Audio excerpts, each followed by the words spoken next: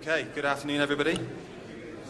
First of all, I just wanted to just briefly touch on Ready for Retrofit for those who don't know us, what it's about, and effectively where we are and what we're doing, and then we'll go straight into the presentations. We've got 4 this afternoon, and then there'll be a panel session at the end, and obviously a bit of time for Q&A as well. So, in terms of, like I say, the 4 sessions, we've got John Orr from Plymouth Community Homes, from a social landlord perspective, looking at some of the work that they've done around eco-funding. We've got Rob Vokes from an installer's perspective around Green Deal Eco, particularly looking at the sort of PAS element of it for all you installers that are not already PAS accredited and the experience of that. We've got Russell Logg, who's Managing Director at C6 Funding, which is an eco broker. So his perspective on where the market is and what's happening within that. And then we've got John Johnson from Your Green Deal, so looking at the Green Deal model and how it's working for him and what he's seeing in the marketplace as well. So a good mix of what's happening around the Green Deal eco world at the moment. So just a bit of an update on Ready for Retrofit. Effectively, for those you don't know, it's a 3-year programme, £6.8 million European funded, led by Energy Savings Trust, and Region Southwest managed the business support element of that work. And basically the idea is to boost energy efficiency within the social housing sector by providing capital measures, but also trying to bring the supply chain along to actually either affect that work or get the skills or move forward to do other works, either through their own contacts or through the Ready for Retrofit programme. In terms of where we've got to at the moment, the programme's funded about 1,264 measures, i.e. whether that's solid wall or heat pumps or whatever that might be. It's about £7 million worth of matched investment at the moment. And we've got our last funding window ended in September. So hopefully all those will come to fruition by the end of the programme next year. In terms of the business side, we're working with about 400 businesses at the moment. So a real range from Green Deal assessors, through to installers, through to manufacturers. So really trying to bring people on board with the whole retrofit agenda. And the team, as I mentioned before, John, Ollie, Alistair and Tim are the guys out there you'll probably know more better than I would. I effectively program manage the Ready for Retrofit programme for Region Southwest, so you probably don't see my face as much as these guys knocking on your door most days. Something's buzzing in the background there, I don't know what that was. So, like I say, it's very, very brief. I would rather get onto the presentation because that's the interesting bit about what was here about today. I'll bring up each speaker, introduce them, and then let's say the panel session. So if I can introduce first of all John Orr from Plymouth Community Homes, and we've got about sort of 10-15 minutes. I would say in terms of the questions, we've probably got time for maybe 1 or 2 questions at the end of each presentation, but if you can hold yours to the panel session, that'll be best because it'd be good to get a good discussion going. Okay, I'll hand it over to you, John.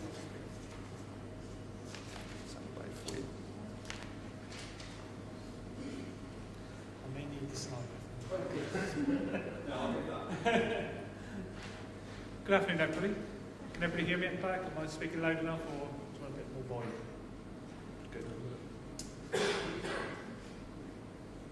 Well, first mistake of the day, I've now changed titles. I'm not the head of asset program management anymore. They've moved me up to head of regeneration. I think that's the 50th anniversary of Doctor Who, and they've decided that I need to change into something different, I think.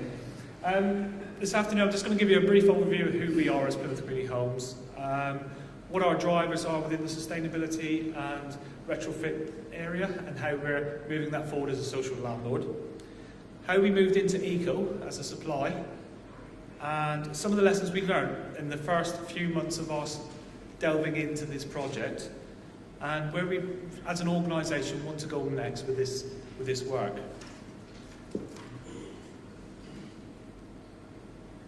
First of all, we're a large-scale voluntary transfer organisation, which is not-for-profit and a charity, and we were developed in November 2009, and we transferred from Plymouth City Council's previous local authority just over 14,700 properties, along with 1,500 leaseholder properties. Quite a significant stock in the southwest that created the biggest housing association in Plymouth by far, by 3 times fold, overnight, which is quite significant. One of our biggest drivers at the start was obviously Decent Homes, which is still ongoing. We're in our 4th year now, but we're investing a huge amount of money into that. On average, about £38 million a year. fitting lots of things like windows, doors, kitchens, bathrooms, roofing, all those sorts of things. But we also need to look forward to the future, because that's a very much retrograde position. So we need to look at what those assets will be doing moving forward for our residents and for us as an organisation. Biggest headache we had when we did transfer was a bit of a legacy issue. We've transferred 4,500 non-traditional constructed properties, things like Cornish units, British Institute Steel Federation, houses, BISFs, no fines properties, things like that, which are extremely difficult to insulate and keep warm. So that's one of our biggest issues going forward as an organisation. Having said that, as a local authority previously, they did invest quite good through some different housing schemes that came on, SRB projects, things like that. So our average SAP rating is about 68 at the moment, which in our comparative peer group is about mid-range. So we're not too far from being middle of the road as an organisation when we transferred. But one of our biggest detractors as well is an aging stock. Our average age is 75 years old. Now, if anybody knows the history of Plymouth, we were heavily bombed in the Second World War, and we had a massive building programme in the late 1940s, early 50s. Those properties now, which are mainly the non-traditional stock, are coming, well, they've exceeded their lifespan by at least twice, and are now we're looking to try and get another 30 years out of them. So as an asset management position, that's quite a difficult ask. So as I said, as an organisation, when we transferred, we had some key strategic objectives in our asset management strategy. One obviously was to hit our decent homes target by March 2015, and like I said, we're in our 4th year, ready to go to that. The other one was to look at all of our stock and apply some environmental, some economic and social criteria to each one in decision-making processes and how we invest in our stock, whether we dispose, whether we retrofit, or whether we move on to different types of tenure and accommodation. We've got that model in place now, and we're moving forward with that project. One of my big targets, it's a massive target, and I keep getting told it's a ridiculous target. 2020, I want to try and move our average SAP rating up to as far as near as possible, 81 plus. That's a big ask. Part of the Eco project is the first steps towards achieving that goal. And obviously the last one is obviously to continue into the new development position to try and bring our average age stock down and actually dispose of those stock which we're not really going to be able to use as useful in the future. So how did we get into Eco as Plymouth Community Homes? Well, firstly, it started as a first toes into the water position with CESP, and we were just discussing it just now about CESP project. It had its issues, about postcode lottery really. I've had part of my CESP project, I had a semi-detached property that didn't sit in the postcode. So I had one house that was funded, one that wasn't. So those sorts of things were some of the issues we had with CESP. And what we did alongside that, we tried to run a photovoltaic scheme as well. So we did 2 pilots. The CESP one was 250 houses in one estate, and the PV was 220 properties. That PV was a very good, significant driver for us, because it realised my drive towards SAP actually gave us a really good SAP rating on that, a good point score. When we were coming to the end of our CES scheme, which was jointly funded, or was funded by British Gas, they actually came to me and gave me the offer for Eco funding.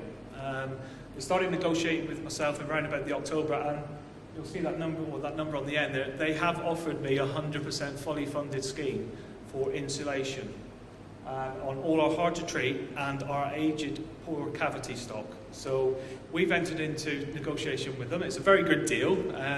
And I was very fortunate to get that deal at such an early stage before Eco became live in the January 2013. This was in the back end of 2012.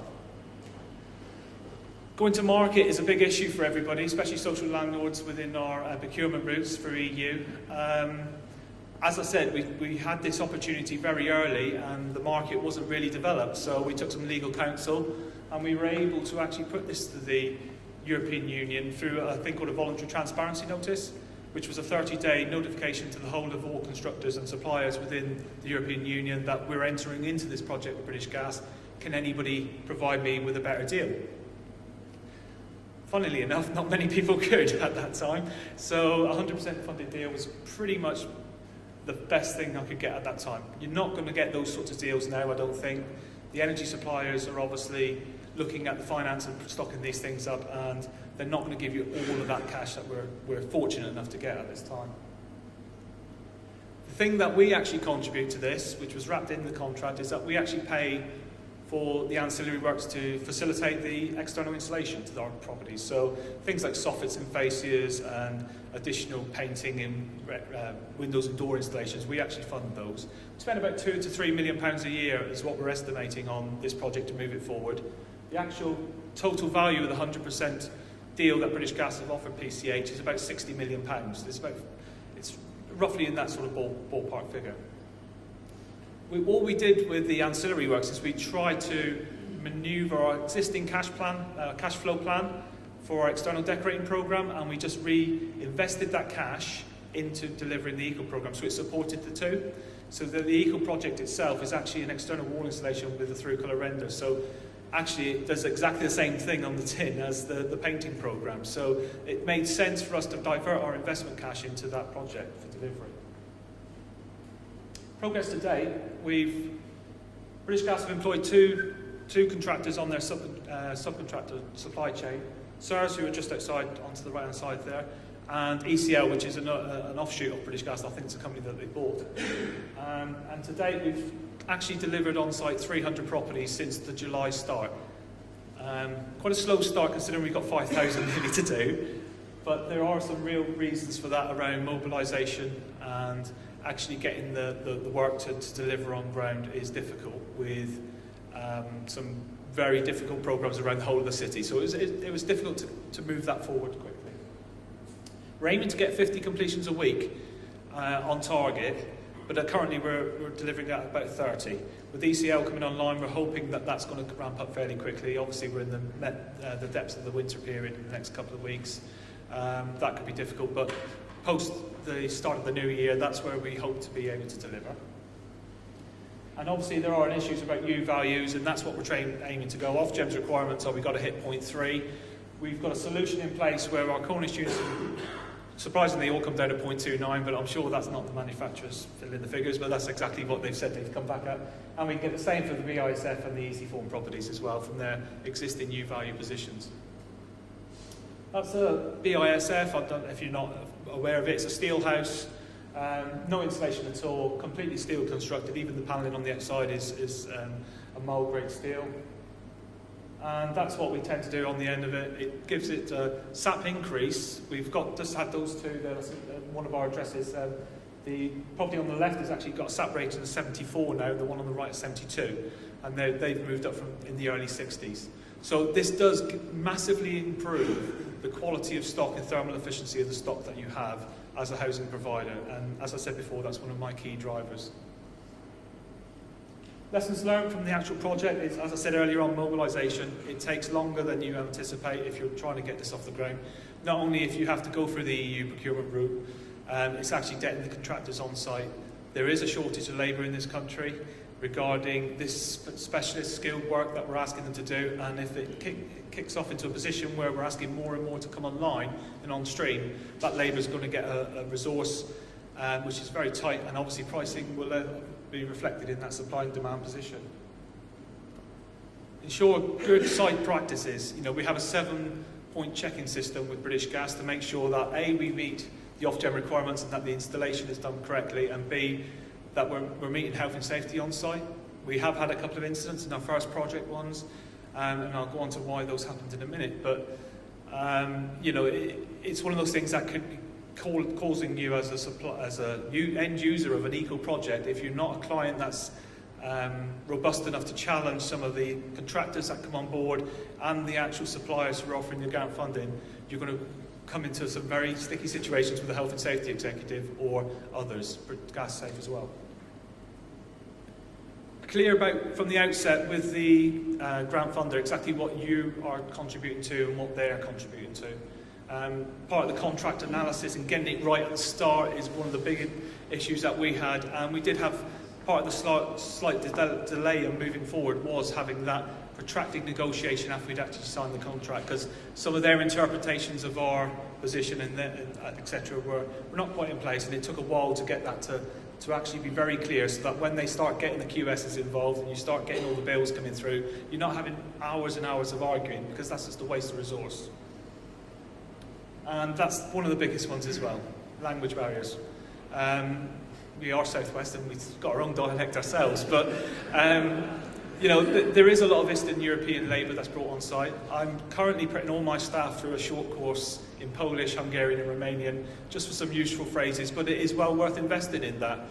We've made sure that all our toolbox talks with our contractors are translated, and they have cue cards with everything, so any of the health and safety information that's on site is actually translated into the correct language.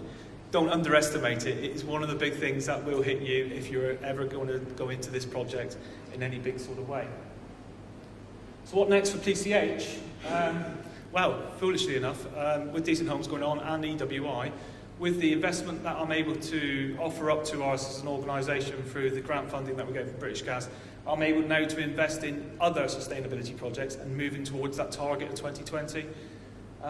We're looking at now moving towards 3,000 PV installations. The market's right at the moment. We've run the financial models. It works well. Obviously, there are some real big issues about funding, and that'll be more in the last part of the slide. But we're also working with the Energy Savings Trust to look at how this work that we're doing on some of our non-traditional stock can be invested even more to try and get a better solution at the end. So we're looking at bringing some of our model into that and making that work as well. Part of that Energy Savings Trust as well is working with City Council in Plymouth.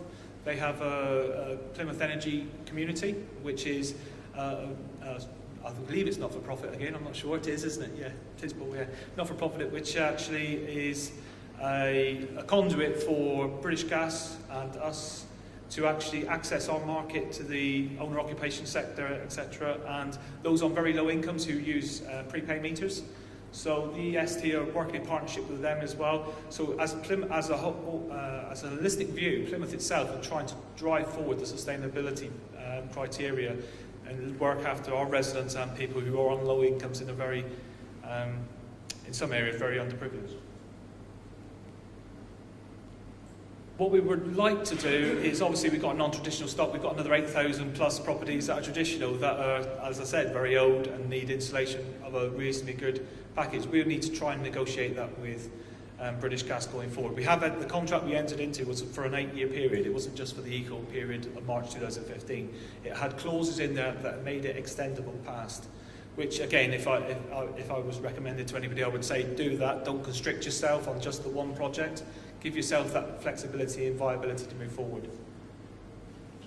I think everybody's had that question on their lips for the last few weeks, is it all depends on what happens with eco-funding going forward. The autumn statement could give us a real kick in the teeth, and I'll have to go back to my chief exec and executive board and say, actually, do you remember that money I said that we possibly got available? It's not going to be there anymore. Or we could say business as usual, but actually there's an extended time frame, or it's just business as usual and the end date is March 2015, and the government takes pity on the industry and moves it forward for the next Equal 2, Equal 3 and Equal 4. We'll see where that goes. But that's me, Retrofit Homes. Thank you very much.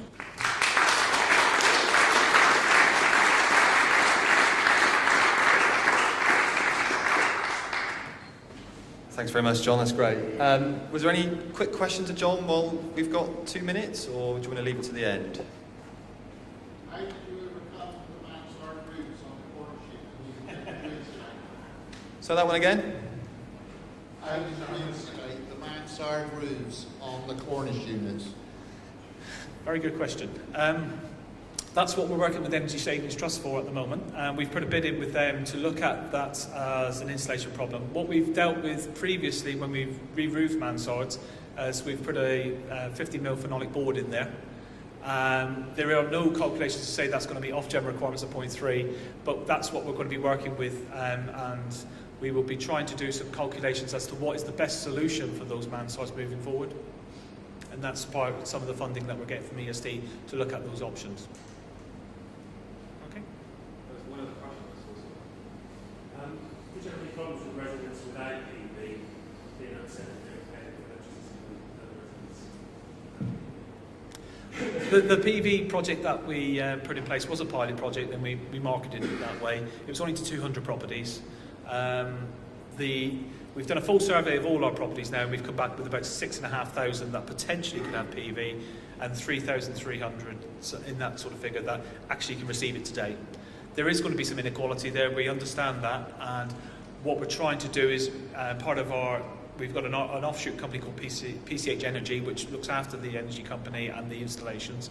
And we've made some quite clear protocols in there that any future investment that comes back into the organisation, because it does give a positive NPV at the end of it, a net present value, will be sort of ring-fenced into either subsidising those that can't quite make the grade, or will go further forward. But obviously, we're not sticking fast to that. It could be used for other information, and I'm sure my FD would be very upset for me for saying that at the moment. All right? Okay. Thanks very much. Thanks, John. Okay. So I'm just going to move on now to Rob Vokes from Joiner. So he's going to have a look at the installer's point of view around PAS and Eco. Okay, so my first time public speaking. I've got a strong Welsh accent, so take pity me if I fail. If you can't understand me, come and see me later. I'm not sure if I should thank Regen for asking me to do this, but I'll tell you at the end. We've been members of Regen for over a year, and they provide us with some valuable opportunities to meet with key decision makers. It's allowed us to promote our business, and they provide us with support and guidance.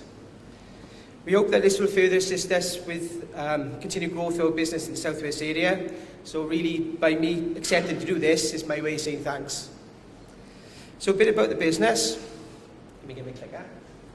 So obviously I'm the commercial director for Joiner Group. Joiner Group is one of the oldest and most experienced external wall insulators in the UK, with 25 years experience of applying various external wall insulation products to various building types, including schools, hospitals, college, office blocks, supermarkets, high-rise buildings, private houses, social houses, both in new build and retrofit market.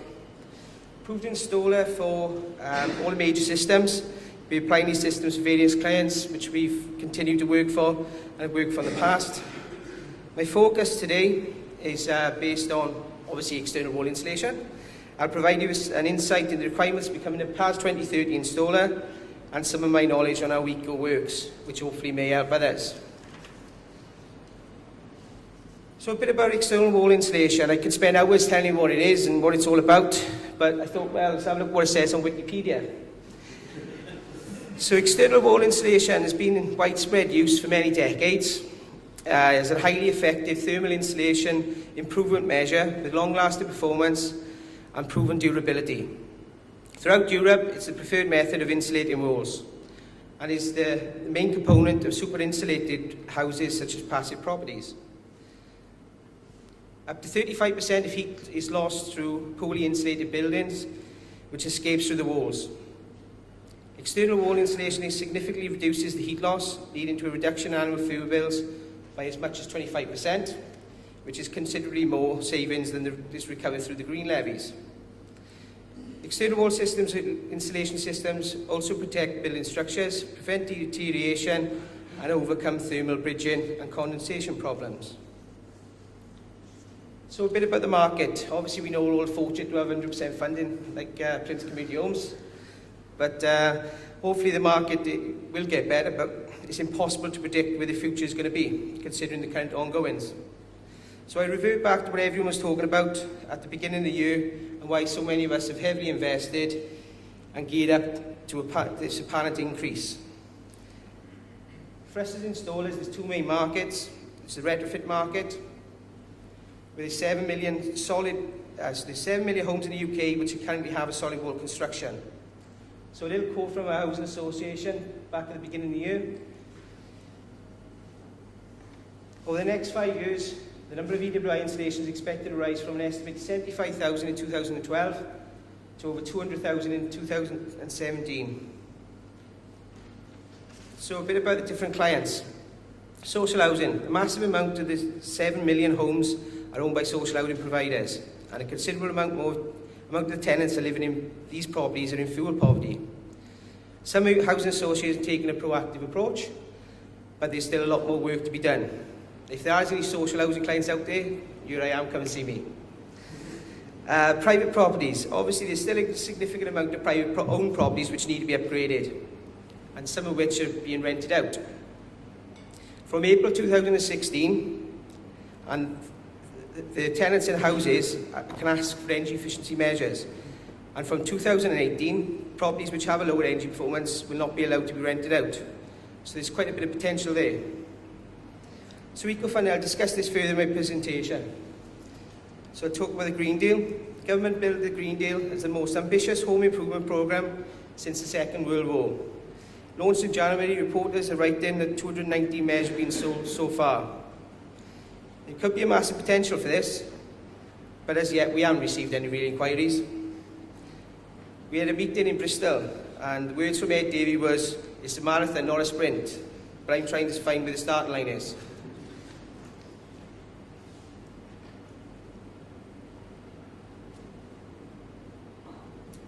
New build market. Previously completed a huge amount of new build properties, like the one on the screen. At the time, it's the largest building in Europe constructed with the use of EWI system. But with the reduction in the amount of new build project, is there a market? For contractors, there are benefits in using EWI in new build. It's a cost-effective way of building, it's greater insulation benefits, and you can achieve a passive property. So there is massive benefits from applying EWI to new build properties, but we're in a recession, so the market isn't great. So past 2030, what is it? It's a bit blurry on the screen, but that's the best image you can find, so I do apologise. So the publicly available specification past 2030 is the BSI standard upon which the Green Deal is built. Commissioned by DEC, the most recent version to work to is the past 2030-12. This documents the necessary installation processes, management processes and service provision for energy efficiency improvements made to existing UK residential and commercial properties. All Green Deal installers must meet the past 2030 standard if they do work on Green Deal or Eco contracts. The purpose of the past 2030 is to outline the quality management systems, installation processes that are necessary in order to implement the Green Deal, and in particular, the Green Deal Code of Conduct. All energy efficiency measures financed under the Green Deal must be installed in full accordance with the PAS 2030. The PAS itself is a substantial document of 169 text pages, comprised of 11 pages of core requirements applicable to the installation types, followed by 26 measure-specific annexes, each containing additional requirements for one particular type of energy efficiency measures. Just last week, they released the draft for PAS 2030-2014. The 78-page document contains proposed revisions of the core text of PAS 2012 and the measure-specific annexes that are either new or subject to change in order to introduce additional measures newly eligible under the Green Deal. Annexes that are not subject to change will be included in the 2014 edition with the same content as the 2012. This is currently being made available for expert review and public comment until December the 3rd, 2013. So more bedtime reading.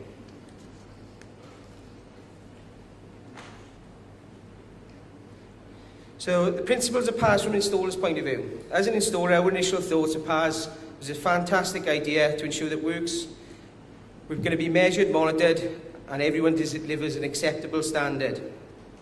And we're not going to get the horror stories that has happened in the past. So personally, I thought the benefits in general terms were companies will need to complete works correctly. It will ensure that everyone's been given adequate training. There'll be a way of monitoring the works effectively, and it will review past experience to ensure people are competent.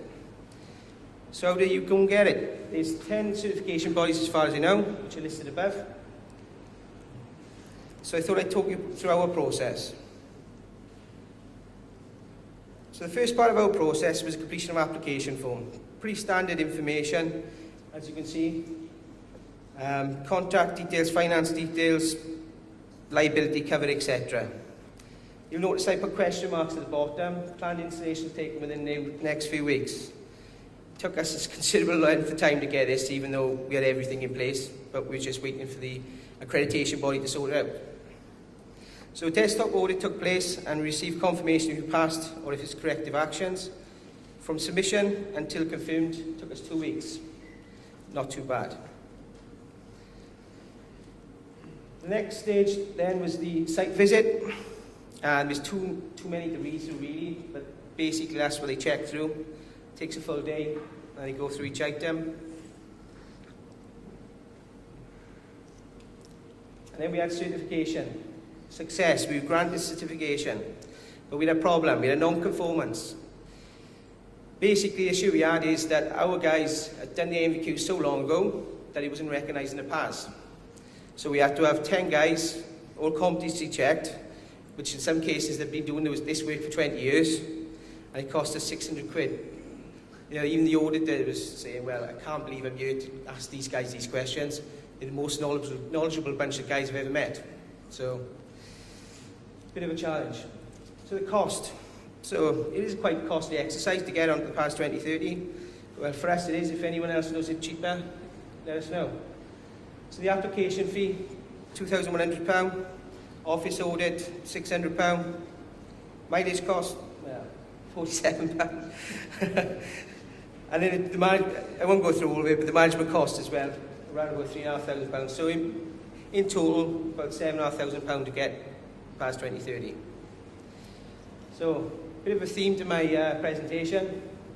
Paperwork, more paperwork, and even more. So the next thing I'd talk about is the appropriate guarantees. To comply with Eco, PAS and Green Deal, you need to issue an appropriate guarantee. So what is it all about? Solid wall installations have a standard lifetime of around 3 to 6 years, where an installation is accompanied by an appropriate guarantee. The appropriate guarantee is one which meets 4 criteria listed in Chapter 8 of the Eco Guidance for Suppliers, which is available on the Ofgem website. So basically, the installer has to provide a 25-year guarantee for workmanship. The system designer has to provide a 25-year guarantee for the system, and you have to provide an appropriate guarantee. So a bit about the responsibilities. So the responsibility of the installer, if within a 25-year period after completion date, the works guaranteed are reported to be and proved to be defective due to faulty workmanship, we will have free of charge call back and rectify the defect. 2, that we will obtain and pass on to the guarantee beneficiary a 25-year system from the system provider which supplies the system incorporated in the works. And 3, that we provide a 25-year policy against our failure or failure of the system.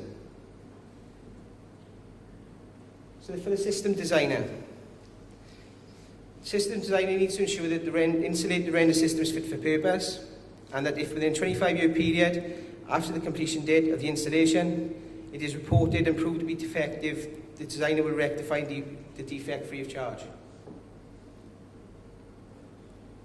Responsibility assurance warranty holder. In all honesty, you could read through all this, but in layman's terms, basically means if the system designer or the installer goes bust, then the assurance warranty will be used to rectify any issues. Obviously, again, I'm not going to read through all that. But it says again, paperwork, more paperwork, and even more.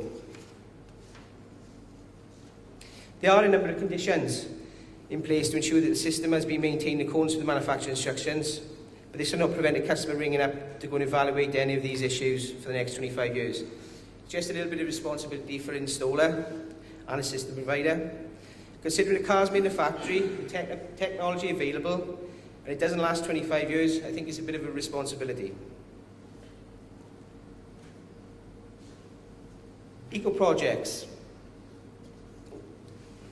Eco is split into 3 streams. I won't talk through each one. I'm sure everyone knows what they're all about. So Eco replaced certain CESP in 2012. So basically the way it works is that everyone who's unfortunate to have a fuel meter has been paying a small amount extra on their bills, which is used to fund Green Deal measures on properties. Where there is a need to improve its energy efficiency, there's several changes to the guidance for suppliers, last of which is in July, but I'm sure there will be some more. So the estimates for Eco 1 were that 1.3 billion will be spent, which started in January 2013 and ends in 2015. Obviously, this is all subject to change with the impending decisions.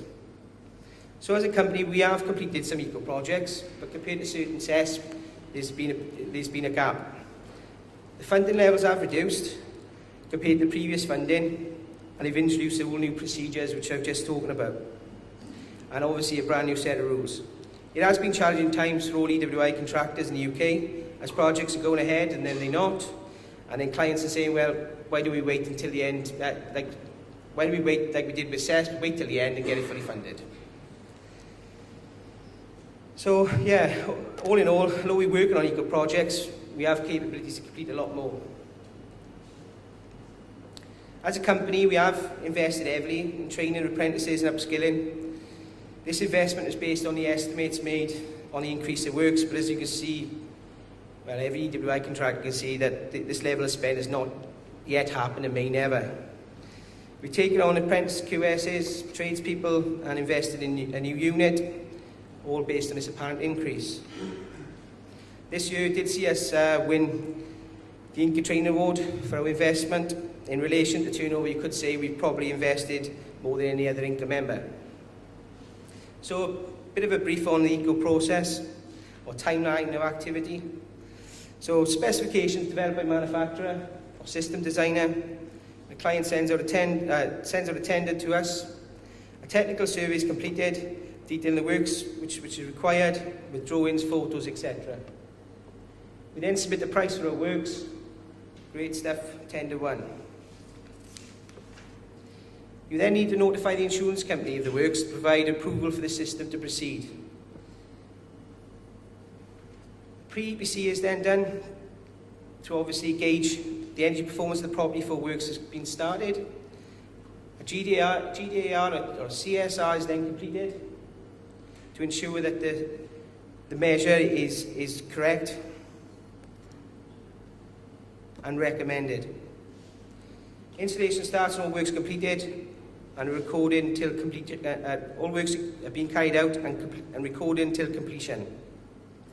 Handover of the property is then completed, and then you need to do a post-EPC. This is to measure the actual carbon saved on each property.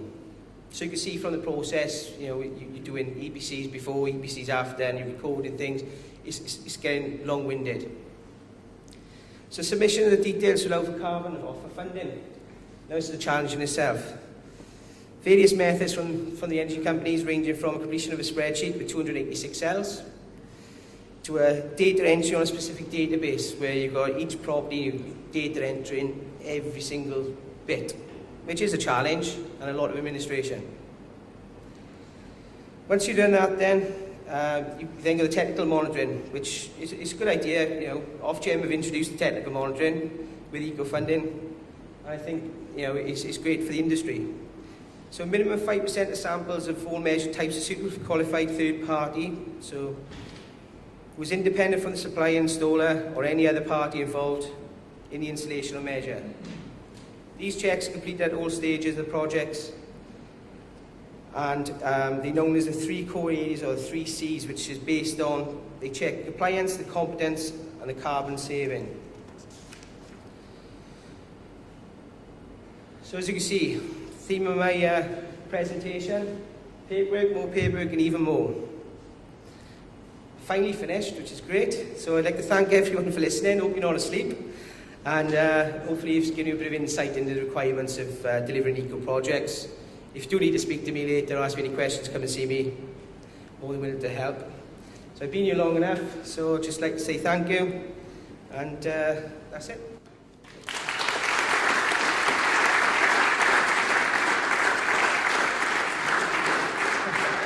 Thanks very much, Rob. Great, thank you. We'll probably just move on to the next presentation at the moment. So just given time, just conscious of the fact that we have to be out of here by 5 to 5 because they're turning this into the bar.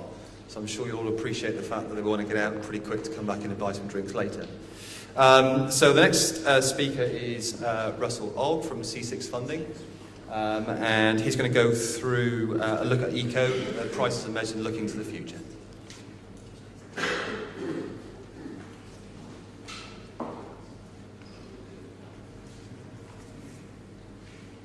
Everybody, you've gone from a Welshman with a thick accent to a Scotsman with a sloughed accent. So again, hopefully you guys are all fine with this. But, I'm here. I'd like to thank Lee for the opportunity to discuss what our perspectives has been operating as a managing agent, working particularly in the eco marketplace. So, just to give you a bit of background in terms of who we are. We were formed this year, our C6 funding was formed this year. It has a sister company in Energy With Limited. Energy With Limited has been running for a couple of years now, and for the purposes of this presentation we'll draw on experiences from both sets of organisations, because hopefully that gives you as full a picture as we can. We are what I would describe as a traditional managing agent business, and I will go into explaining what that's all about. And as I say, very much focused on the eco-funded marketplace as opposed to the Green Deal and Green Deal finance. That's something we're very much keeping a watching brief on, but at this stage not something we're engaged with. So, in terms of what we do as a managing agent, our job is to provide as much clarity to contractors and social housing providers in terms of how to go about getting projects funded and getting projects running. We work with a series of partners. They could be contractors, can be social housing providers. We discuss projects with them. We talk to them about funding rates. We look at the types of work that they're looking at doing, that John was doing with PCH. And we advise in terms of what we believe we can get them in the marketplace and how much funding contribution we can work with them. We work with a series of utility providers. I myself am ex-Big Six, so I have a background from the utility sector managing these sort of obligations. So really we're looking to try and get as good a deal as we can, a deal that suits the energy company, a deal that suits the partner, and a deal that's comfortable for us to manage as well. One of the things I think I would like to draw attention to is also looking at this element of blending. So taking a series of measures or a series of projects and trying to get, in utility speak, what would be a cost-effective solution. So taking works that are maybe a little bit cheaper, blending them with works that are a bit more expensive, or taking works that are in gas properties and blending them with electric properties because you get better carbon bang for your buck in there, and putting those together to make a package of measures. And again, that helps to drive the projects forward and maybe gets a bit more work done than might otherwise have been the case. And I will talk about a couple of examples of that later on in the presentation. So the backbone of our company, the absolute square of it, is these three documents. And probably most significant in all of that is the guidance for suppliers. It's that interpretation of that guidance and that use of that guidance, hopefully in a constructive manner, that keeps us compliant, so we know that the carbon we're providing into utility companies is not going to come with any issues, but also to try and look at that guidance and use it in as creative a way as possible to provide good solutions for social housing providers and contractor partners. This I think is quite a scary slide. This is just to talk about where we've got to in terms of eco to date. We're about halfway through, just over halfway through, 53%. And okay, HECRO is sort of kicking on, predominantly because of the boiler programs that have been in place. Cisco is kind of getting there, but Cisco has been able to be worked through a lot of cheaper measures, a lot of straightforward cavities and straightforward loft work. But the zero measures are really running behind. The zero measures, the hard to treat cavities, the external wall, internal wall type installations are really running behind where they will need to be. Now, it's not to point out all the companies are different, and all the companies are different stages through, and it's not a case of picking on any particular utility. There's no point in doing that. But the reality is that for what was expected to be delivered to where we are today simply hasn't materialised. And what I'm wanting to go on to talk about is some of the reasons and some of the drivers, I believe, why some of that stuff hasn't happened to the extent it probably should have done. One of the big issues, and I'm quite sure that this would have taken place in a number of discussions at the start of the year, is eco fundamentally relies on two variables. How much is the utility company willing to part with on a pounds per tonne, or sometimes a pounds per property basis? And how much carbon are you going to get from that property?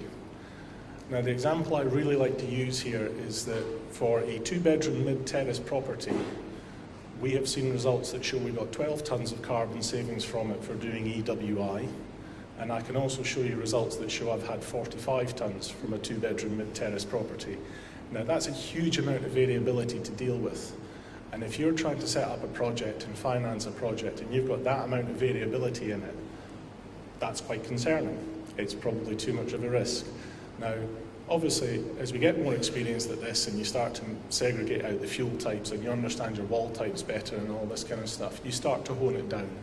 But the more information that can be provided up front in terms of what you're actually working with and what you're going to be doing to those properties, then the better estimate you can get to. In an ideal world, we've got EPCs so that we can do the befores and we can do the afters, but not everybody has them.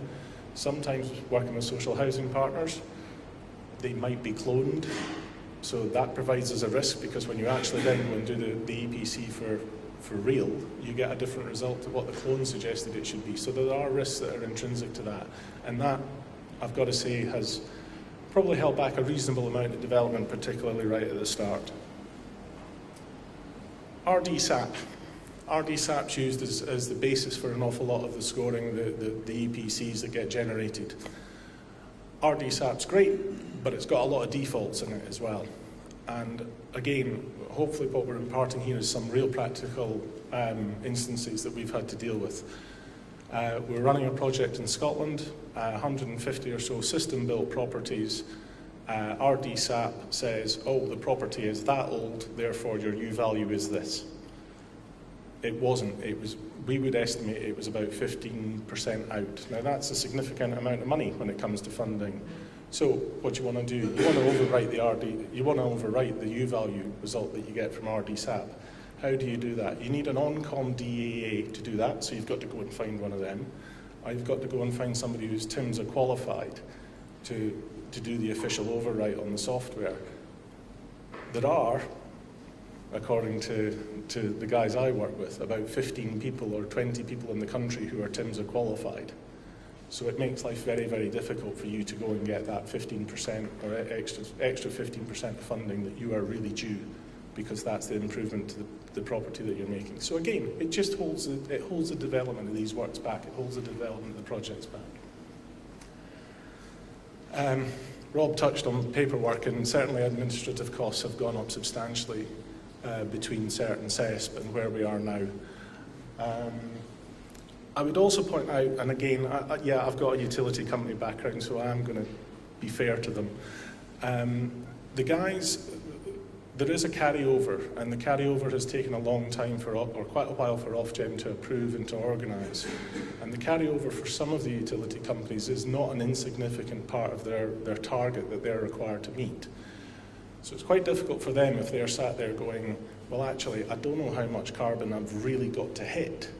I mean, is my target 20, or is my target 10, or is it 15, or is it somewhere in between all of that?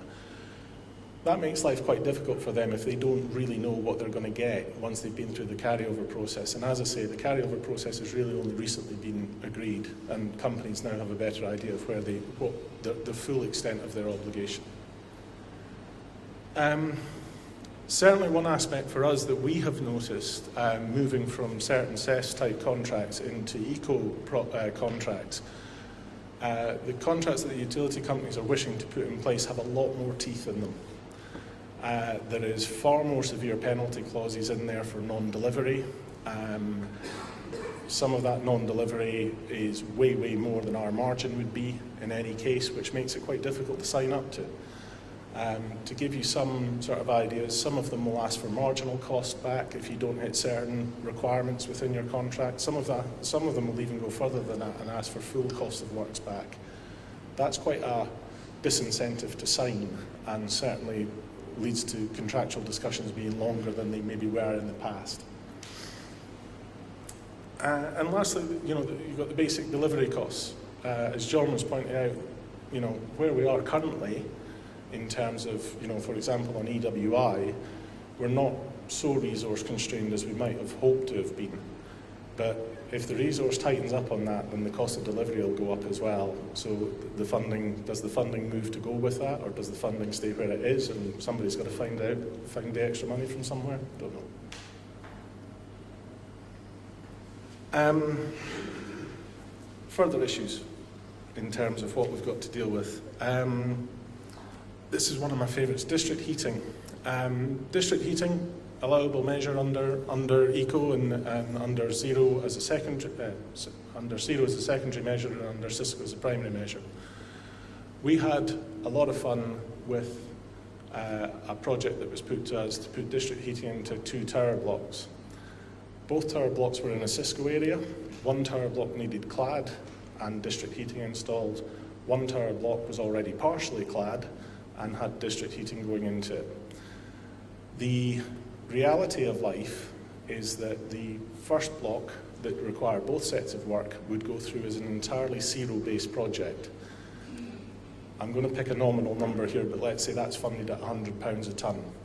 The second set of works, because we'd already had some EWI carried out to the block, had to go through as a Cisco measure. That only comes in at about £50 a tonne. It's very, very difficult trying to explain to a social housing provider why one set of district heating is being funded at twice the rate to the other one. And there is an argument that says, why didn't the utility company move? I'm guessing if I'm on the utility company side of the desk, I would have said, fine, they're both 50 quid a tonne. But, you know, it's where they are. The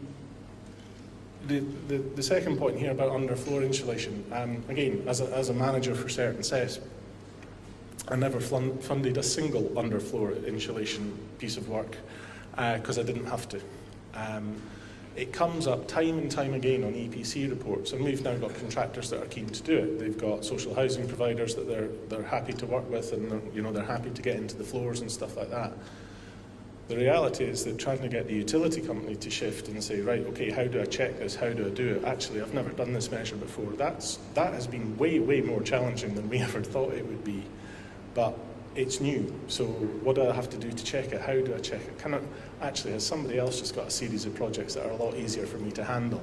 You know, these are all factors in terms of what gets delivered and what doesn't. And yeah, administrative costs. If I'm being frank and honest, we used to pay out funding based on a line of information on a spreadsheet. And that line of information on a spreadsheet might have been several £1,000s. And that probably wasn't enough checking, really. You know, that, let's be quite honest about it, that was possibly open to some degree of abuse. And not saying it was abused, but it was open to that possibility. However, the situation that we're moving into now, where we are at times being asked for 10, 12 separate sets of pieces and sets of information, PDF copies of customer signatures, of sign-off sheets, etc., probably suggests that pendulum has maybe swung a little bit too far. And as a result, the administrative costs that come with that are rising substantially. Okay, on to some sort of thoughts on pricing. Where we are in the market just now, yeah, some work fine. We can get good rates on certain pieces, certain measures that I don't believe cause much of an issue in terms of getting a lot of that work funded, and that's great. We have seen over the last 3 months a number of projects now come forward where there is contribution from householders, direct contribution from householders on the EWI side, which again is also great. We can match that up with the eco funding and the householder can get that work carried out. And in terms of social housing providers, there was one point I'd just pick up with what John said in terms of his offer from his utility partner. We intercepted, I won't quite go into the details of how we did that, but basically we found a social housing partner that we were working with who was sitting there going, no, this is great. These guys have come in and said, I'm going to get all this work done for free. And we sort of said, well, okay, that's wonderful. Would you mind if we just had a wee look at that? And what we saw was that every single electric property that they had was going to be cherry-picked out of their housing stock, and that was going to be done for free. So what we said to them is, look, guys, if you give it to us for a second or two, we can probably get your electric stuff carried out for free, no problem, but what's your priority? What is it that you're actually wanting to do? So they explained to us that actually it was this street here and this street here, but that street was on gas and stuff like this. And we were saying to them, well, actually, you know what? We can get a contribution for that gas work, and we can get a substantial contribution. And if you let us do the electric as well, we can take some of the benefit from that electric work and fold it back into the gas properties. So, you're actually having to make far less of a contribution on the gas works and not just have your nice housing stock cherry-picked. So one word of caution on the free offer: check that it is not just free, but it's also giving you good value as well, because it's not necessarily the same thing.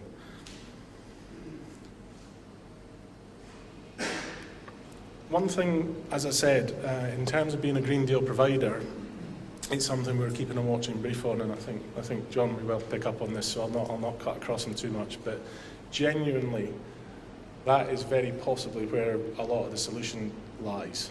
That the contribution that we've been looking for, could it be done through a Green Deal? Yeah, it could. And if we can get the levels higher than they've been, and it's encouraging to see that they are going up, that if we can get the uptake of that Green Deal finance mechanism, and we can hopefully get the interest rate on that Green Deal finance mechanism down a bit as well, then hopefully that can provide another source of funding for to bridge the gap between what the utility companies are happy with to pay and what the actual cost, the full cost of the measure is. The elephant in the room, the 5th of December, is the autumn statement. Will undoubtedly be when George Osborne stands up and tells us what roughly is going to be happening, although I'm sure the devil will be in the detail, as it always is. You can't get away from the fact that eco is part of a bill. You can debate, and it's certainly not for us as a managing agent to discuss whether that money should be being paid from general taxation or from a flat fee on bills. What I do think is the comment I've got up here is sins of the father. Certain cess got a bit out of control. The reality is that cess was being paid out on occasion at 3 times the impact assessment price, so 3 times what the government estimated that cess should have cost. That cost is socialised and picked up by us all. So that is a concern when it gets so far out of whack. I would maybe challenge where we are today. If you look at the levels of work that have been carried out and the increases that are being proposed, I don't know that they quite match up. But I do know that if I was somebody on the company side of the desk, I'd be sitting there going, hold on, this happened before and it got quite serious. And the sums of money that we're talking about, I think Rob used the figure 1.3 billion. You know, if you're getting out substantial increases on that, that's quite a lot of cash that we're all having to pick up and all having to pay for. Undoubtedly, if the whispers are right, and I'm sure we've all got our own connections here that have been telling us various things, but it sounds like number 10's been like a bit of a revolving door with a number of interested groups that have been going in and talking to the powers that be about what they want to happen from all of this. This is nothing more than what I kind of think is probable. Scenario 1, in terms of a dead stop, I'd seriously doubt. I think the impact, well, firstly, the impact on everybody who's invested in past 2030 Green Deal provider status, etc., would be too severe. The impact on jobs would be too severe. And while it may deliver a political end, I don't think it's the most likely scenario. Similarly, I suspect scenario 3, in terms of not changing anything, is also equally unlikely. There's clearly been a gauntlet thrown down to the coalition government by Labour to say we're going to freeze bills, and now the gauntlet is down to say actually we'd like to reduce bills. So these are very, very big political issues. I think what we will find is that there'll be something in the middle. There'll be something that says we'll either drop the target a bit, or we'll extend the timeline a bit, or we'll include other measures which hitherto haven't been included, such as easy-to-treat cavity, might start to get included. You may see portions of work, so X amount has to be done on EWI, X amount on hard-to-treat cavity, X amount on easy-to-treat cavity. But all these things would have a mitigating effect of bringing the overall cost per annum of eco down. So, in conclusion, the reality is that, government were talking about X amount of installs under Green Deal and X amount under eco. They haven't happened. That's simply true. There is unquestionably, the 5th of December is very, very important for all of us, and we all watch that with bated breath. But I cannot get away from the fact that the reality is that funding rates will come down. because the political pressure that is now on to do so is immense, and I cannot see any way back from having a situation where eco is cheaper than it otherwise would have been. So on that really cheery note from a rather dour Scotsman, thank you very much.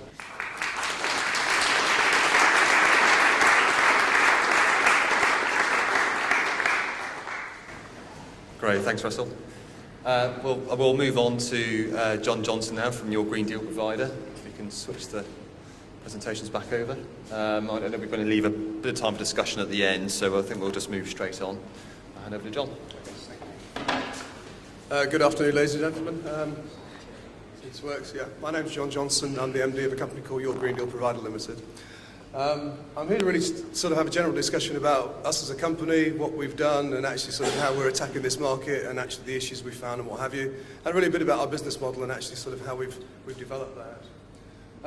Our aims and ambitions when we started, I mean, the start point for I think all of us in this journey is actually sort of quite difficult to understand exactly where that was, and I'll touch on where we sort of came at it a little bit later on, but essentially was to really sort of sit down and figure out, probably a couple of years ago when I started really addressing this new market, as to what we wanted to do. So it was really building systems solutions to actually really support SMEs in the local marketplace to actually deliver these services.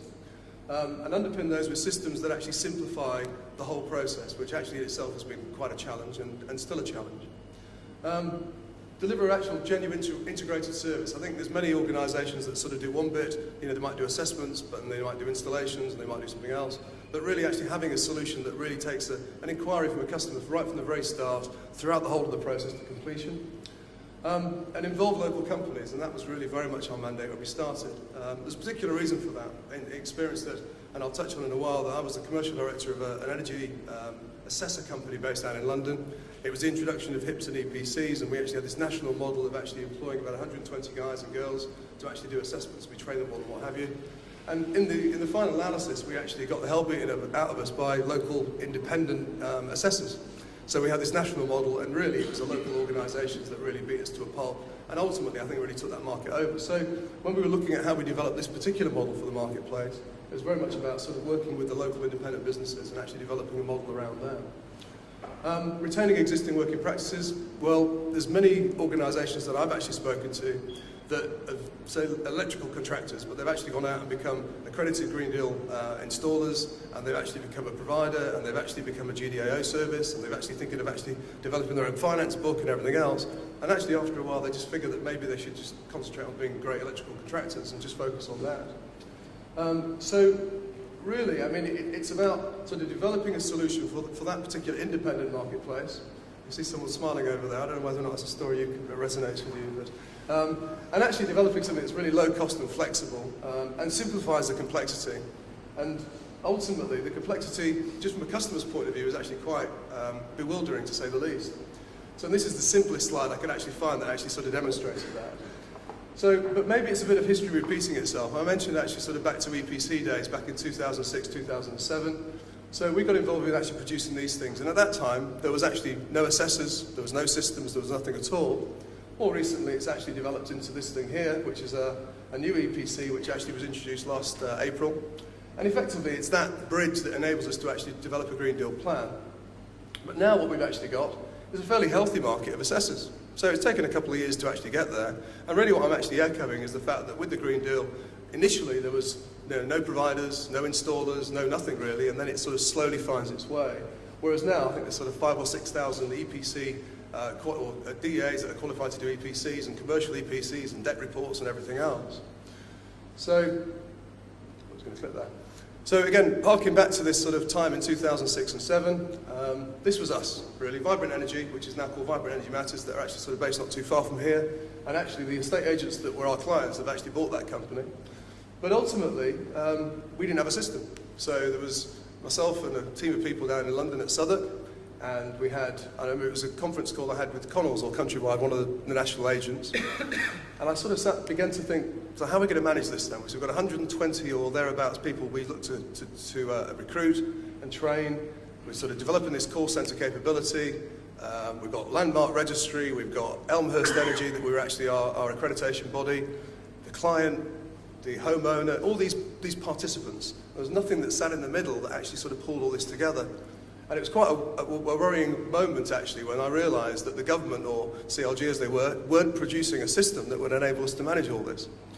So I got a friend of mine in who'd actually built systems for a lot of the local, provincial building societies, Mark Frost, who's my co-director in Your GDP, and we started building a system. And so basically, the system that we actually started building then sort of just glued everyone together. It was like a provision system whereby whoever the actual sort of relationship was and whoever was actually involved in the supply chain could actually work within one particular system. And there was lots of different protocols and rules and so on as to how this thing worked. But essentially, it's not an awful lot different now today, because what we've actually got is lots of participants. But ultimately, what we did was develop the system back then to be able to actually embrace this sort of new marketplace. We felt that an EPC would become something else at some point. You'd do something with it. It was actually quite an interesting document. No one even read it. Just stuck in a estate agent's drawer somewhere.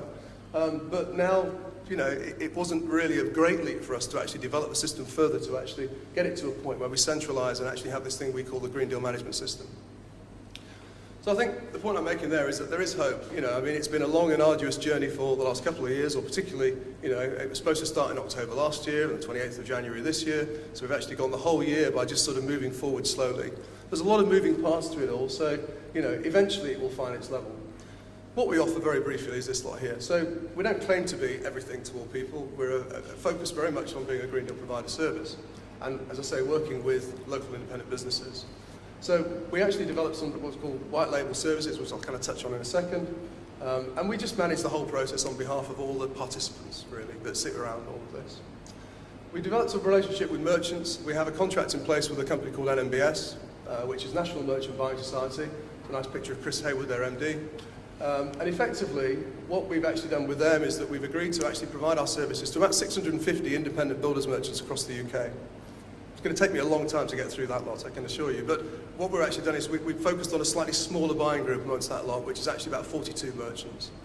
And the model is actually quite simple, really. What we do is we actually develop white label services. So in this particular case, if you take, for instance, Ridgeons in East Anglia, we developed a thing called Ridgeons Green Deal. There's nothing scientific about it, really. I mean, Ridgeons have been there for 120 odd years. They have 25 outlets, 25 builders merchant outlets across East Anglia, and they've got about 12,000 customers. And all those customers essentially are trade customers. They're trade installers. Many of them actually aren't yet past 2030 accredited, but ultimately many of them are actually going through the process. So with them, we've invited their customers through our systems and what have you. So if you go to Ridgeons, there's an embedded form in there that effectively comes straight into our system. And from that, we basically develop a capability network of local areas. So out there, we've got, I think, about 300 customers registered and about 78 that are actually activated. And there's a difference between activated and registered, which I'll touch on in a moment. But from there, we can actually see who they are, what sort of area they cover. If they're accredited, yes, they're accredited. What are they accredited to do? If they're not accredited, what are they qualified to do? And the system just builds up this big network of individuals and the merchants at the centre of it. So ultimately, what we do is when we get an inquiry in, we take it through a process, and at the end of all this, we use the network to do the installing, we use the merchant to provide all the bits, and effectively it all works very sweetly, or it will do one day. So, in this particular case, I mentioned with Ridgeons, happy accident really, that we've now actually contracted with some local authority businesses as well, local authority organisations as well. So out there, the Broadland District Council and the South Norfolk Council, they have our system. In it has actually got a pre-assessment survey, so some of their energy operatives actually sort of are able to do a pre-assessment, and then effectively they move it through to ourselves, and then we take it through the Green Deal process. I would touch on the point that on Green Deal financing, we actually got our good to go letter on the 1st of October. We actually propped our first Green Deal deal, I think it was on the 18th of October.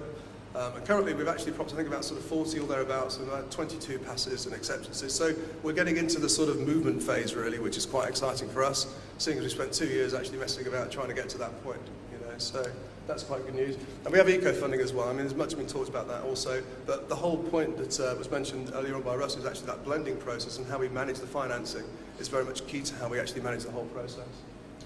And more local to here, Bent's based in Cheltenham. We actually contract with them, and we've also contracted with them with Seven Way Energy Agency also, who actually manage, I think, South of Gloucestershire, Wiltshire and some other local authorities. So again, their energy team do much the same thing. They have our system, they take it through the initial process, and when the customers actually pretty much decided, well, this is what I want to do, and I want to talk about the financing, it comes up to us in East Yorkshire, and my team of guys actually sort of then pick it up and go through the process from there. And again, we're building a network of installers with 7Y. They've got about 120 companies they've worked with over the last number of years. So we're building up that network, and all that will actually happen is that work will then just filter straight back to those organisations locally. Again, Bent's actually, or Leaks, or whoever actually providing all the materials. Yeah. So touching on the supply chain development, I think I've sort of hit on that really already. You know, it's really just an explanation, but everyone has access to this system. So as an inquiry comes through, we manage it through a part process. We then actually ping it out to a GDAO service in the system. They pick it up, they make the appointment, they then actually upload all the RN details and everything else into our system. Someone else then picks it up from our end, and we just move it through a process. And it's set out, you know, in very fine format within the system. It's easy to manage on that basis, and obviously there's going to be a lot of issues, I think, in this sector about mis-selling and what have you. The system effectively tracks every interaction that we ever have and every conversation we have within that solution. It just maps it out so that everything can be seen, and whoever generates the lead, if it's an installer or if it's a local authority or it's an assessor or wherever they might come from, effectively they get the work back, and we just actually pass it back to them because they're set within the system. At the moment we're getting probably 50 to 60 inquiries a day, you know, and we're not marketing at all. You know, so that's from the installer network and some of the relationships we've got. So it's building, you know, very quickly. So this is what we actually give the trade guys, you know, so it really just provides a conduit for them to operate. You know, if they actually want to get involved in how do you get hold of this 1.3, 1.4 billion pound market with Green Deal financing, they say it's going to be about sort of £2 billion market in a couple of years. But we provide the key to actually get to that money, and we just manage the process, and we have a sales team that are trained specifically to do that particular role. We charge a little fee for them to actually be part of the network, which is £25 a month, including VAT. It's not there to make us rich, to be honest with you. It's just there so that we can send them an invoice every month, so they don't forget about us, really. So, and there's no fixed term contract to that. So if they don't like us, or you know we're not doing a job for them, they can just go. So we kept it really light and very easy for them to actually work with themselves. The system itself, I mean, this is the Yates Smith system, but effectively when you log into it, and again, I could spend hours talking about this in itself, but basically everyone has their own unique login, and then they actually have a personalised dashboard, and in that dashboard it's very specific to them. So even a customer, if they log into the, you know, when they actually send an inquiry through, the customer actually gets a login, so they get their own portal as well. So in there, things like sort of a little video about Green Deal and an explanation and what have you. We've set that up in such a way, though, that at our end, we can actually see if the customer's opened it or not. So when we actually phone them up and say, howdy doody, we've got this inquiry, we can understand and see what they've actually done, what they haven't done, and it actually gives us a bit of an understanding of what we need to explain, really, I suppose. And for installers, they get their own dashboard with all their information. They can just link on. The bit at the top there's a drop down, so they can actually individually look at where particular projects are in each sector and what have you as well. From the past 2030 point of view, we're not a QM system, so effectively within this, we don't structure how these guys work. We just say, look, there's a start date, there's a finish date, and there's actually obviously sort of an element of information flowing between, but ultimately we're not actually a QM type system in that sense. We're really just a journey management system for customers. So very quickly, we set this up very much with NMBS. They, I think, factor about sort of £7 or £8 billion a year for their customers, which are these independent merchants. So effectively what we've got is kind of a clearinghouse, really. So all monies we get paid from energy companies or Green Deal financing or customer cash falls into this particular account, and we pay everyone, including ourselves, out from there. That has a set of rules around it, which basically means that I can't just rush off to Barbados with all the money, really. So we've set it up in such a way that keeps it safe from everyone's point of view, and our processing really is that when we get paid, all installers get paid effectively the same day. So we don't hold on to anyone's money at all for any period of time. I'm not going to harp on about this, I just dropped that slide in there, but ultimately, you mentioned obviously underfloor insulation and what have you. There's an awful lot of measures that potentially can be done. The majority of what we do is actually sort of insulation type measures, boilers and this sort of thing. A lot of biomass at the moment as well, really, on a micro level as well. But, as we move forward, I'm sure that we'll actually get into some more of the interesting stuff as well. Can't really see an awful lot of that, but this is our sort of our journey planner for customers. So effectively, as you can see, starting with an inquiry, we actually have a set process that we run everything through, and all those documents there are where we see at the moment is all the stuff that we send out automatically via our system. So yeah, that could be privacy and data protection information they have to actually authorise, and a digital signature comes back to us and again it sets within the system how all this stuff works. So, and that's what it says at the moment. I think as from yesterday, there's a thing called, I call it Green Deal in a hurry. It's Green Deal in a day or something, where you can actually almost get an auto accept right at the early outset. So that kind of changes some of our processes, and it's moving all the time. But for the better, I would say, and things are becoming more efficient.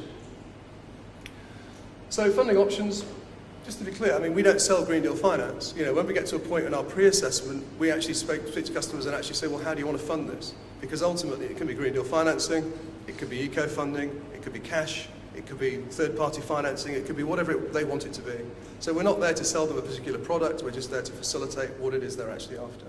And sometimes they might want to do certain bits now and certain bits later and what have you. So, you know, but as I said earlier on, you know, broadly speaking, they think it's going to be about a 1.5 billion a year marketplace. So from an installer's point of view, for anyone within this opportunity, it's a sizable marketplace and something that really should be quite focused on. I think I was having a conversation with Lee earlier on, though. It's risky, you know. I mean, there's obviously the autumn statement coming up. There's a lot of other issues as well that actually hit us on a daily basis.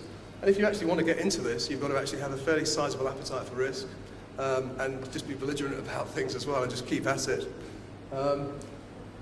The other points I've actually sort of put on there about sort of, you know, who can actually get involved really in actually financing Green Deal is kind of almost anyone really. So long as you've got an electricity meter, the markets are actually there for everyone to participate in. Though I do appreciate, and in the RSL sector, it's probably not the finance mechanism they're going to want to actually look at, but who knows. Other financing, I've sort of just dropped that in really there because it's sort of general sort of home improvements market really. On average, people when they move house spend about £5,000 on actual sort of improvements when they're actually moving into a new property. And so from the demand generation point of view, we've looked at sort of how we can work with a variety of different parties. We're actually talking to companies like Vibra and Eurolink and these guys. They develop software for estate agents. And I kind of, many years ago, spent some time in agency. And so effectively, I mean, I've always taken a view that estate agents have become the biggest sellers of this whole stuff. But when they get to a point where they can make money out of it, that's the point where they get excited. So if we give them our systems, effectively they can put a lead in, they can watch it going through a process, we can pay them a commission at the back, and that's how we work with other local authorities as well at the moment. So it's no different as to who's putting the inquiry in. So there's a whole raft of ways that we can generate demand, and the internet and our online systems enable us to actually embed with anybody really. So this point of trigger points really, the part at the bottom there, essentially again back down to the sort of that agency, people moving, but ultimately at any time really where you know, work needs doing to a property is a good time to actually have a discussion as to whether or not there's an opportunity to put some energy efficiency measures in there. So it can be a planned or not planned, you know, home improvement project or what have you. It's a good time to at least have a look at it. You know, we've got guys now that are sort of roofers, where they're going to repair roofs, they notice it's not insulated, they put the lead into the system. And actually, the interesting thing is that as well with loft insulation, it's got quite high saving to what you can actually borrow, so often there's some money left for other things, including partly fixing the roof. So things like that are actually sort of quite, you know, good for a customer because it gives them that sort of no upfront cost. But in each case though, with all those measures, how you blend them and how you work all the numbers together is actually quite critical. And you know, it's not complicated, but it has to be done in a certain way to actually understand very carefully how you can fund these things. So, quick summary of the opportunity. Well, I think for businesses, which is really, you know, where we're looking at really to assist those SME companies, is that they can, you know, generate, you know, more business really and develop their local opportunities. It is a massive market and a huge opportunity, and I think, you know, what we've really focused on is actually providing the systems and support services that enable smaller companies that ordinarily wouldn't be able to invest in all that stuff to actually operate and get involved. Thank you very much.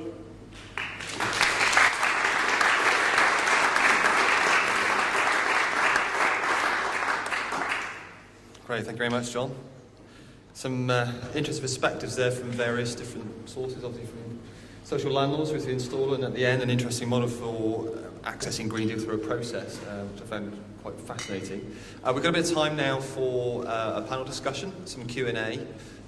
So what I'll probably do is, if anybody's got any questions, I'll probably take a couple, 2 or 3 at a time, We are recording today, so it's quite good to get your voice on the old microphone so we can actually hear the questions as well. So if you can wait for the microphone to come to you, and we'll take those questions and take it forward from there. So can I start off with, has anybody got any burning questions at the moment they have? Those have all gone quiet. Yep, this one back at Philip there. Hi there. Philip Salmon of Quidos. We're an energy assessor certification body. I appreciate that it must be burdensome having a lot of paperwork, but isn't the paperwork providing some reassurance and comfort for the ultimate beneficiaries of this, the homeowners? Okay, anybody else got anything before we answer that question? Yep, down here. Just an indication from your Green Deal and C6 maybe on timeframes for customer inquiry on projects to, from an inquiry to installation complete.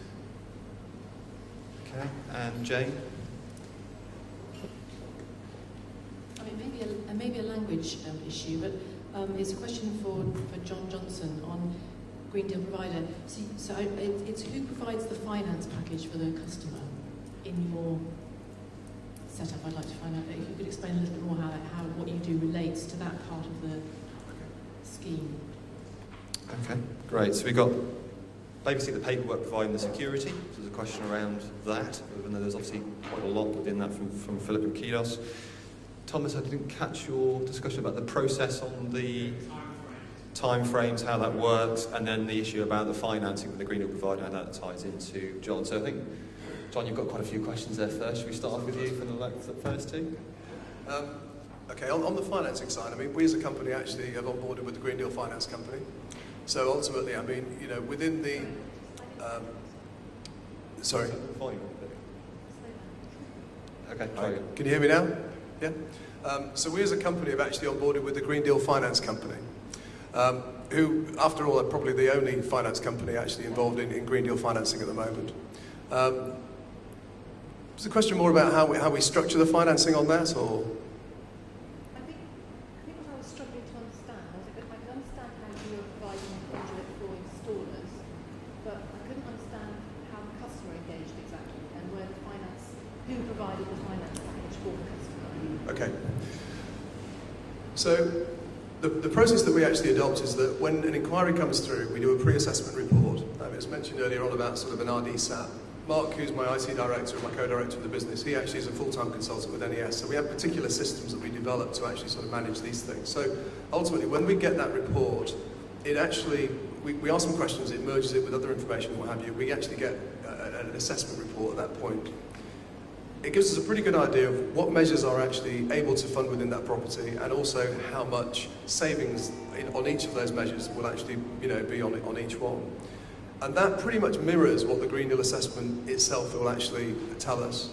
Now, the golden rule calculation, I know you've heard of this, but ultimately that's the bit that trips a lot of people up, because that figure, that's the saving figure on that particular measure, is multiplied over a varying amount of times depending on what that particular measure is. So it could be 12 years for a boiler, 25 years for solid wall insulation, so on and so forth.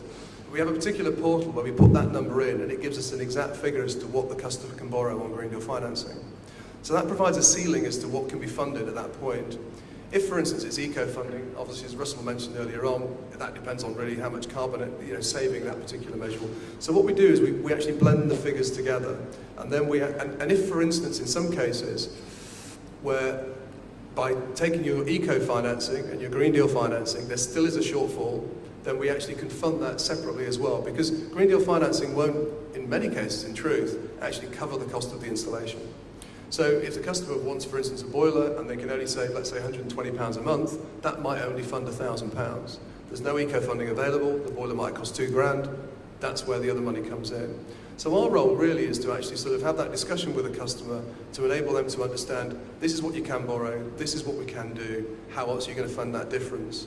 One of the real pains we have at the moment, in truth, is assessors actually saying to people, and I think it's particularly assessors, you can fund everything under Green Deal, and it's really, really causing an issue. But it's quite clear as to what can and can't be funded and how the mechanism works.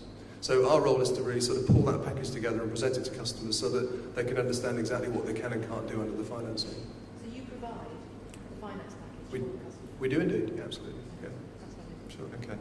Donny, you want to just follow on with that in terms of the time frames for that? Was this a question from Yeah, Tony? I mean, if it's loft installation, it's easy, I guess. I mean, I think depending on what the measures are, from a point of view of an inquiry coming in, we can do that pre-assessment pretty quickly. So therefore, that sets the stage for us to determine what the customer wants to do. Some things are more complex than others. So we're doing two biomass installs at the moment where the kit isn't going to be available till probably mid-December. So I think there's a variety of issues that we're actually encountering at the moment. It could be actual sort of installation capabilities, and actually sort of some of the things that were mentioned as well earlier on around just having the volume of qualified individuals to do work. So it's those sorts of things that causes more of a problem than actually a straight line, understanding from A to B as to how long it will take to actually run a project. But if I had to give you a time, I'd say that you've got to do an assessment if you haven't had one already. You can kill a week for that. Beyond that, then you get that information in. The turnaround time for the finance company is pretty quick now. It's sort of about 24, 48 hours. So that's not too bad.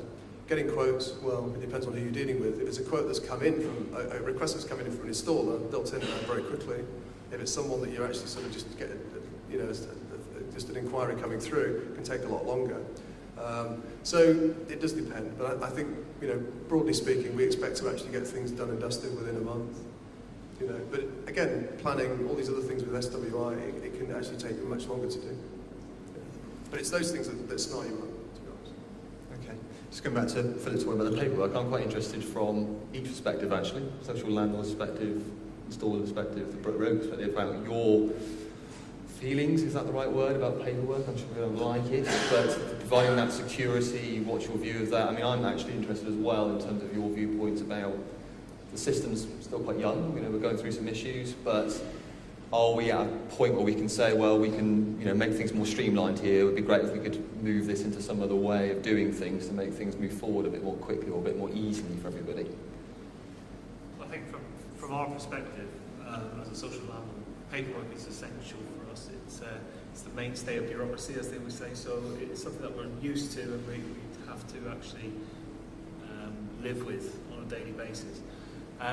There's always efficiency that you can find within any sort of system, and there's always practices that possibly are just duplications, and making sure that there's a holistic view over how you actually organise your work and making sure you're not doubling up on that absolutely is the way forward.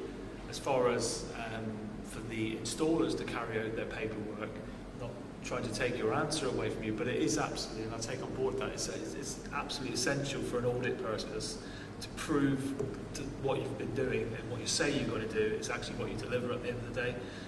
So it's a necessary evil, I'm afraid, but it's something we can slim down and make more efficient, but I'm not sure that the infancy of the programme at the moment is there at the moment that there's any future development other than the written hand and paperwork side.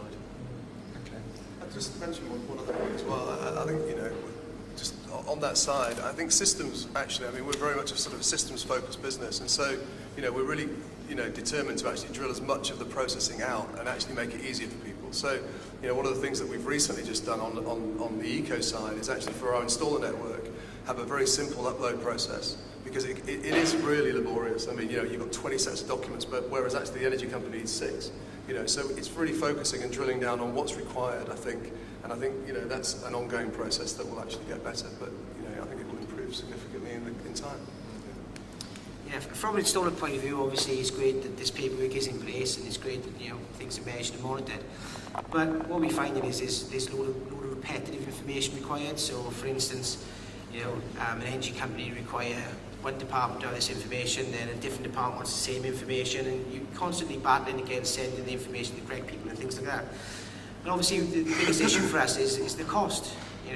We employ more people to deliver the same work as we was doing on certain sets, and it's just purely for administration purposes, and it just needs to be looked at and reviewed and trying to be reduced in some way. Okay. Russell? Yeah, I think just to add into that, in terms of as solid examples to this, it's not just the information that you're being asked for.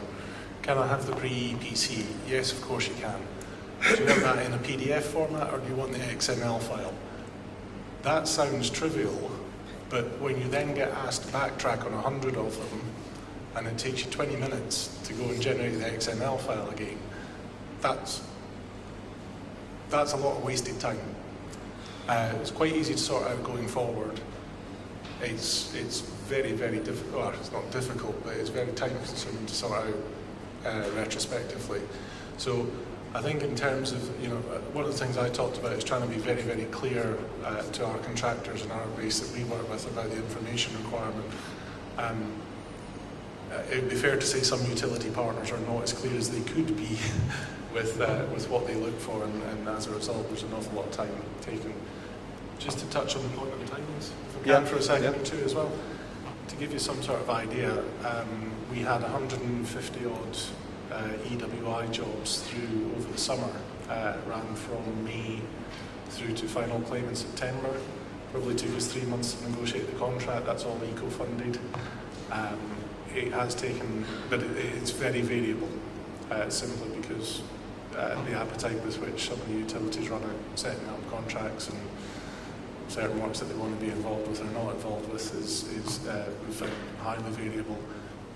Loft work, for example, we can get away fairly quickly, a month, maybe a month to install, subject to the numbers involved, sort of thing. But yeah, EWI works where the sums of money involved per property are that much higher, typically take a longer time to negotiate. Maybe not surprisingly. Okay, right, thank you. Any further questions down the front here? Another one there after Tom. Thank you, Kathy Hoff. Among other things, I'm involved in running a community project called Bath Green Homes, which aims to inspire and inform the public in Bath around what they can do to make homes more energy efficient.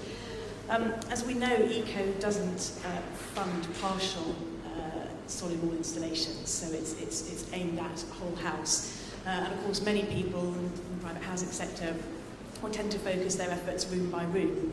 And I think that all of the interest that the Eco and Green Deal will be generating out there will drive a burgeoning DIY market in solid wall installation. And as we also know, the guidance out there in terms of how to do this stuff really properly, in terms of the real detail of it, around avoiding interstitial condensation and around how to detail junctions and so forth, is pretty sparse, I think, and sometimes conflicting. So what, in your opinion, can be done to translate all the thinking that's gone into, for instance, PAS 2030, into providing really coherent guidance for the inevitable DIY market that will evolve, and who, in your opinion, should drive that forward? And I suppose what can we as a community project do to help support a DIY market that works and doesn't cause us long-term problems? Okay, great, thank you. And there was Kate down the front there. Hi, Kate Royston from Southwest Devon Community Energy Partnership. I was just wondering, when you were talking about your GDP, whether or not it's actually software or a system that a community group could actually use to help improve take-up of Retrofit across their community. So to be able to actually be the person driving the system and then supporting the householder through the various stages. Okay, great. There's another question just here. Paul Elliott from Plymouth City Council. We've heard a lot about processes and gearing up installers, but with the best will in the world, without the demand for the product that's being offered, none of this is going to work. So my question, and pertinent to my role within the council, is in terms of the demand, is enough being done to promote the Green Deal, eco, energy efficiency measures? And if it's not, what more can be done? And actually, who should be responsible for that? Thanks. Okay, great. We'll take those. So we'll just take the first one there. So the collective learning, how we apply that to effectively DIYers potentially in the future, how we use the best guidance and translate into that. So anyone got a particular viewpoint? Other people can join in from the audience if they've got a particular viewpoint on that as well. But has anyone got a particular view on that? It's a difficult one to answer, isn't it? It is a difficult one. Difficult. Obviously, we specialist contractors. This product isn't, an EWA job isn't something. Rob, can you just pull the mic towards you? Yeah. Thank you. Yeah. EWI Works itself is a specialist works. It's not something which anyone and everyone can do. You know, these guys, they do MVQ training for 2 years, and we still wouldn't let them, you know, do the works by themselves. They've got to be with people who've been trained for a lot longer to do the works. So it's difficult to answer, in all honesty. Our internal walling station, okay. Okay. You just need products which are available within, you know, B&Qs and the like, that have specific, you know, detailed specifications which, you know, tells them this is what you need to fit. But obviously they need to have a survey done to ensure that the product which has been selected is correct for the house they've got, because otherwise you will get your problems with condensation and things. So it's a difficult one to answer, really. So you're getting into a bigger thing there of if the DIY wanted to do that, if they want to get funding, you know, for if businesses are trying to find eco, and you get DIYs to suddenly access it as well, potentially. There's maybe another question for a discussion, but sorry, yeah, Russell. The limitation clearly at the moment would be the past 2030 qualification, because without that, you know, effectively funding routes are closed. So in terms of development of DIY, that is a major stumbling block in terms of the fundability of it. The one thing I would have said, however, is you seem to suggest that you couldn't get partial funding for not doing 100% of wall area. I don't believe that that's the case, really. And I speak as somebody who has done IWI projects back in my part of the world, and we have been able to do them. You have to be able to provide reasons why you're not doing everything. So, for example, kitchens and bathrooms, very frequently clients don't want to have the wall tiling removed and cupboards removed, etc. So you have to be able to provide reasonable reason why you've not installed on 100% of area. But if you're able to provide reasonable reason why you've not installed on 100% of area, then you are able to claim partial installs, yes. Okay. Great, thank you. I just mention as well, I mean, I think, you know, I mean, obviously if someone's house, they can do whatever they want to it, but, you know, one of the things that obviously is very important is the warranties, you know, and it's highly unlikely they'd actually be able to get a warranty on a self-install. Because they're not qualified essentially under the, you know, so. Okay. So moving on to the next one, it was about the community groups being able to use the Green Deal Provider software, so I guess that's a direct question to John. When it's finished, yes. You know, I mean, I think ultimately, I mean... Hang on a second, John. The microphone. Sorry, yeah. I think, I mean, you know, the answer is yes. I mean, we wouldn't have any issue with actually licensing or you know, allowing other organisations to use it. We're developing it very much around our business model and our relationships. But in principle, if you wanted to have a closer look at what it does and where it's going, then I'm more than happy to, you know, to show you that.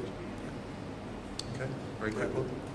And the last one was about promotion and demand. Who should take responsibility for that, really? I'm interested to sort of see from community homes perspective as well, because obviously to your tenants, how would you promote that energy efficient? That would be quite a useful point, Bill. Yeah, well, we're obviously very heavily involved with the City Council anyway in trying to make this a promotion for the city and trying to get that out. What I can see is that the best way of doing that is in partnership with those that are active in the community itself. So registered social landlords, housing providers, are the people that should really kickstart this sort of promotion. The difficulty with Green Deal is it's something that we really won't access because the Decent Homes programme has taken up all the issues that Green Deal would normally pick up for the normal householder. It is only the Eco programme that's become really attractive to us as a social housing landlord because of the inherent insulation issues we have. But the smaller things, trying to get those pushed through, but certainly if you can get some sort of city-wide promotion going rather than just trying to promote small individual pockets, you'll get better coverage and you'll get better hit rates against websites and things like that. You get local media on board and all those sorts of things happen. Particularly if you can run events and things like that as joint events, it's so much better and so much easier, and we found that in Plymouth. But it's how do you promote Green Deal when it's having such a bad press anyway nationally? It's difficult to do locally because you can't install the virtues of it into a community that are being told by national media that it isn't actually working. So I think that's where the main issue is. It needs to come from central government, I'm afraid. They need to push out their promotion even more. I know they spent 16 million on it or something similar. launching Green Deal, well, I don't think they launched it very well because they didn't hit the right markets. Okay. Rob, from your perspective, from installer perspective, do you agree with that? I mean, there's a lot of talk about the sort of government should be pushing it more, but are we talking about the sort of, I suppose from John's perspective, the smaller SMEs are the ones going out and saying, I've got clients already that want this and I can get it through a different route. But I don't know if you've got a perspective from an installer, whether you feel it should be government or whether there's a job for everybody in this supply chain. No, I think a lot of it is the government needs to obviously broadcast it and publicise it a lot more, advertise it a lot more. One thing which we do actively is if we are on a sort of large scheme where we're doing social housing, we do offer the private homeowners within that estate to obviously take up the offers, etc. And Green Deal will be an offer when we obviously come across properties like that. Okay. Yeah. And just to sort of echo that really, I think there's a whole variety of different ways that you can actually to market it. I personally don't actually think it's necessarily their responsibility, if I'm honest. I think they've sort of developed a framework. If you understand the framework, then you figure out a model. And then from that model, you actually sort of generate your demand. And I think that, with ourselves, obviously we work with other sort of community groups and LAs to actually sort of figure out where are the areas to target, how those particular propositions should be put and how they can be funded. But, I think it's a sort of a global involvement. Everyone in that space, from, assessors, for installers, to merchants. I mean, Ridgeon's now 25 outlets, they've actually got stuff in all their stores and what have you. So I do think it's needed a little push, and one of the big issues I would actually say is that the negativity around Green Deal really is a nonsense, because I think there's about 5 or 6 companies currently that are able to actually offer Green Deal financing, and they've only been able to do that relatively recently. So, it remains to be seen as to whether or not it will work. I mean, so far for us it's been, excellent. But in the fullness of time it will tell. But I think from a marketing perspective, it's really about everyone actually finding a way. Okay, great. Any further questions at this stage? Yeah, on the front here. Hi, Gabby Mannett, National Energy Foundation. We talk quite a lot about U-value reductions and things like that. Is there anything that you're doing actually monitoring those, or designed calculations? Have you got anything going on in situ, seeing if it actually works? Yeah,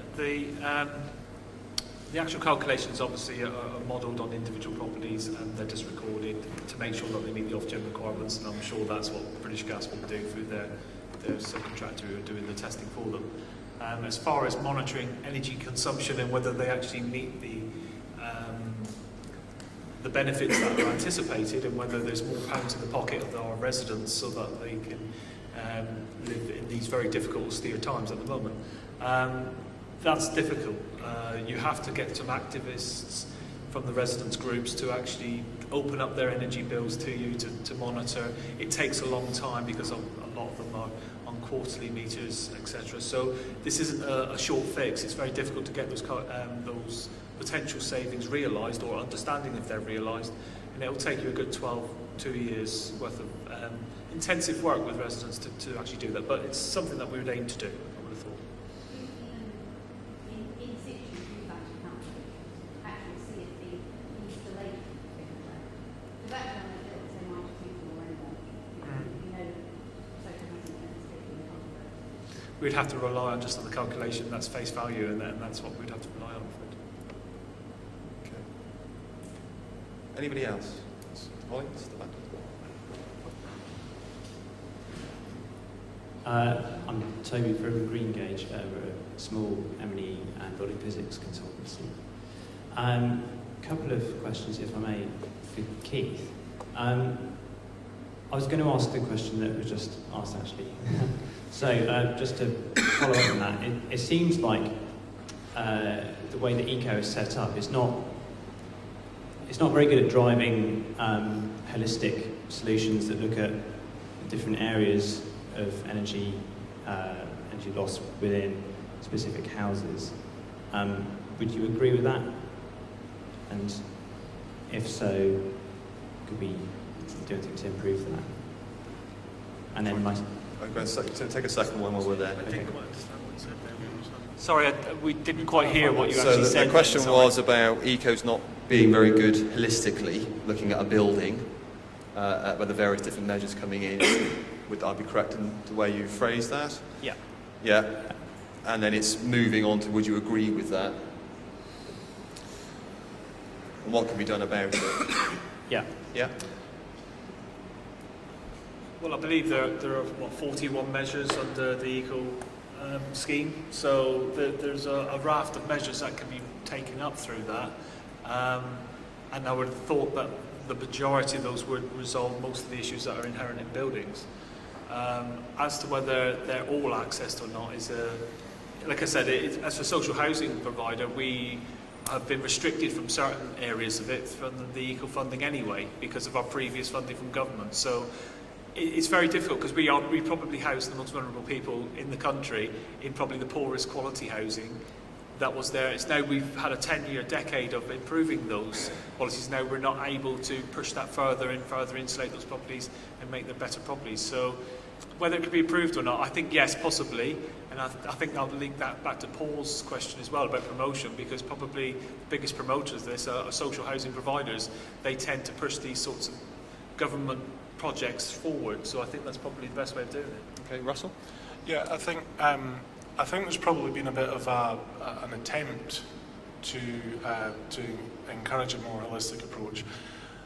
And the reason I justify that statement is particularly when we talk about zero within eco, one of the subsets. So zero is asking you to look at hard to treat cavity, or it's asking you to look at external or internal wall insulation. So to take on a probably less cost-effective measure first before it is then letting you do the more cost-effective loft measure, for example.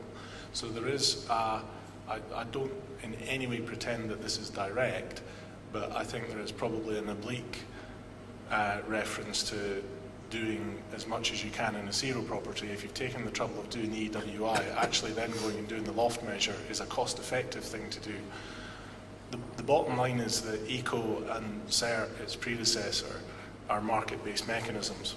They tend to encourage going in and doing the most cost-effective thing first, and it so happens that the way that they've constructed ECO, by doing the EWI, is usually 9 times out of 10 in your interest to get a more cost-effective overall package, carbon package, to then go and do the loft.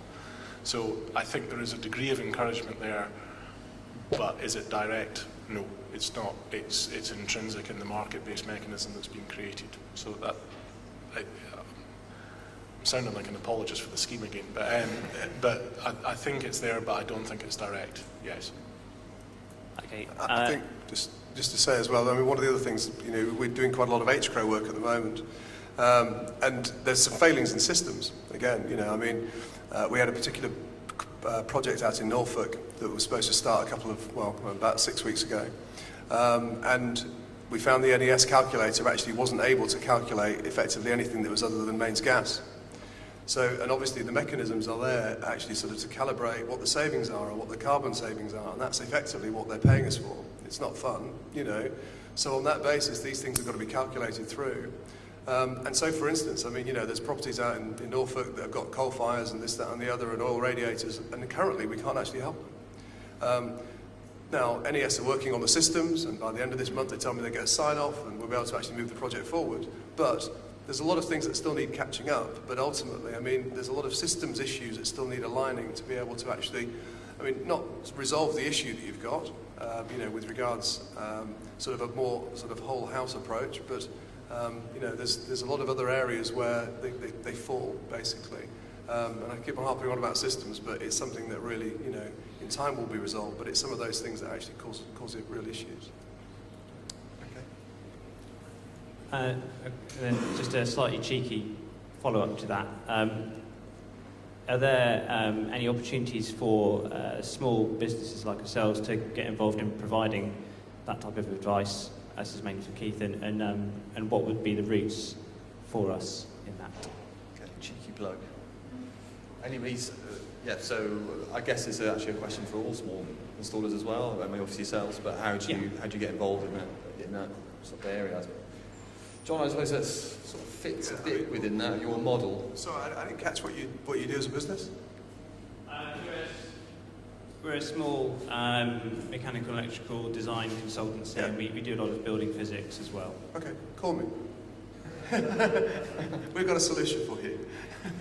There you go, quite quickly. There's one person's got an option for you. But presumably as well, I mean, I guess talking to other businesses like yourself, Rob, and seeing where some of the benefits are. I mean, we're seeing from Ready for Retrofit certainly that some of the smaller SMEs, conversations are happening, and actually some of these projects coming forward, they're finding a slot within them.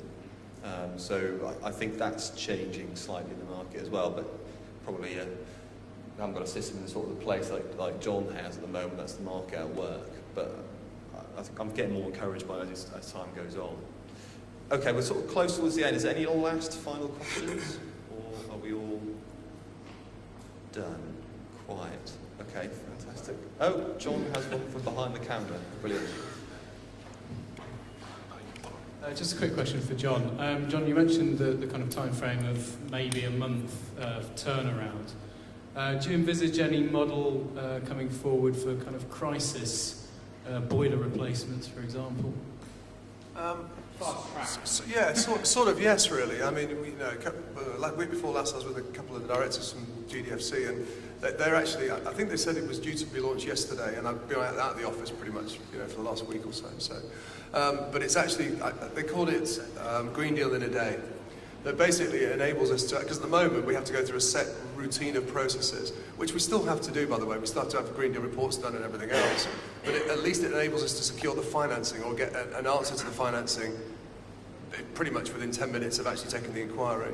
So I think that's sort of the beginning of a bridge to hurry this whole thing along.